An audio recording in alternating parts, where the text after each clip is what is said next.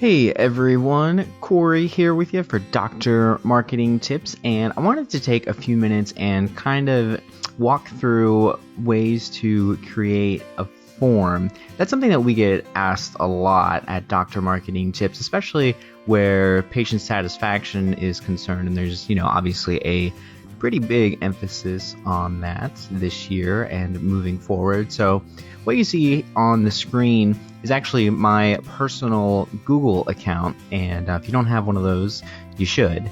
But this is, I think, one of the easiest and best ways to create a form and keep track of all of the responses. It's very easy to do. So I'm going to walk you through that here in the next couple of minutes.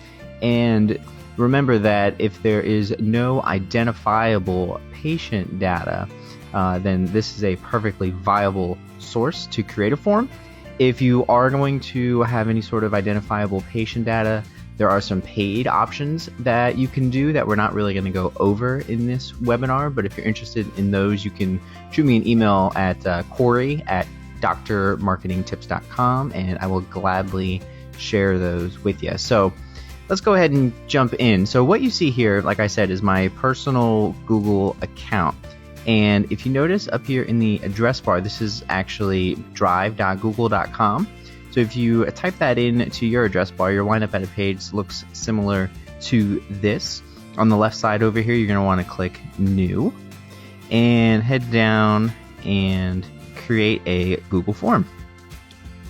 Simple as that. So here is your basic form, and I'm going to go ahead and kind of fill in some of these spots. You obviously want to title your form patient satisfaction, okay, and then you'll see, let's jump right into the couple of options here. The form settings, this bar will fill in as they're answering questions if you've got quite a long survey, but typically medical offices, we see they have 8 to 10 questions, so I don't know if that's something that you really need or want to check right there.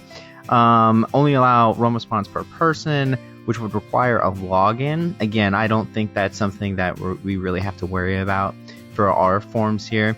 Shuffle question order, that's up to you, personal preference, whether you have a specific order you want to answer the questions in or not. And down here, moving into the question, so here's obviously where you would type your question for the form. Let's go with what did you think of your service at your most recent appointment? All right, so now we have the option here if you see question type. So we've got a multiple choice option. So, we could just say it was excellent, it was good, etc., poor.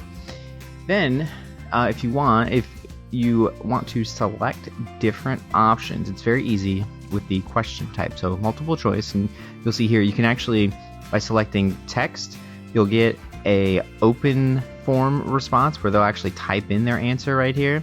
Same thing with the paragraph, it's just a little bit longer. Then you've got your multiple choice, which is what we had just filled out. Check boxes, so they can select more than one option if that's something that they're interested in doing. You can choose from a list, so there's several different things listed here that they can select from. Scale, which I think is great to see these on forms all the time. So scale, you want it to be 1 to 10, 1 being the 1 being the poor, 10 being great. And what's great about Google Forms is, let's say you set this up as your first question and you're like, well, I think I did it right, but I'm not really sure. Go ahead and click done. You'll see it there, and if that's not enough for you to be sure, you can go ahead and this option right here, click View Live Form. It opens up a window, and this is what your form looks like. So then you can see, oh, okay, that's exactly what I wanted it to look like. Hop back over, and then you can make changes, just like that.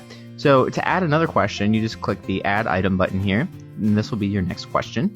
And again, you can go through the options here to select multiple question types. There's advanced settings. Again, so what this would do is if you've got, let's say, 5 options here and you just select this, they will see the options in a different order. I don't know if that's really necessary either for these forms. That's the great thing about Google Forms is it gives you a lot of options. They're very clear, they're very laid out, in an easy to read format. But for our purposes, we don't really need to go too crazy with the customizations and such. So once you get all your questions in here, let's say you're happy with the way that the form is progressed and you're ready to kind of launch it. So you don't want, like I said, if you hop over into here, this is what the form looks like. You don't want this blue background, white. It's very impersonal kind of looking. So over here, there's a change theme button. And on the right side of your screen, you'll see that you can switch up your theme. I don't know if we want to go with a carnival or a fair either. Volleyball, great time, but it doesn't really make sense for some medical offices. So scroll through these, there's plenty of options. And if you don't see anything that you like, at the very top for your default theme, you can always customize it. And they actually have a pretty wide array of customization options as well. You can choose your own header image. So that would go right here, and that could be your logo or a picture of your physician, something along those lines. You can change the title, the description. You can even change the way that questions look. Let's say, if you want a different sort of font for your questions for whatever reason, you can also customize that.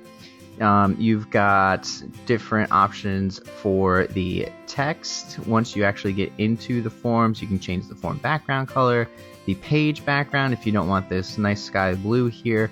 So it's very customizable, which I personally love. So that's basically how to set up the form. And obviously the next most important part of creating the form is viewing the responses. And what's great about Google Forms is it will dump all of the responses into your Google Drive Sheets account.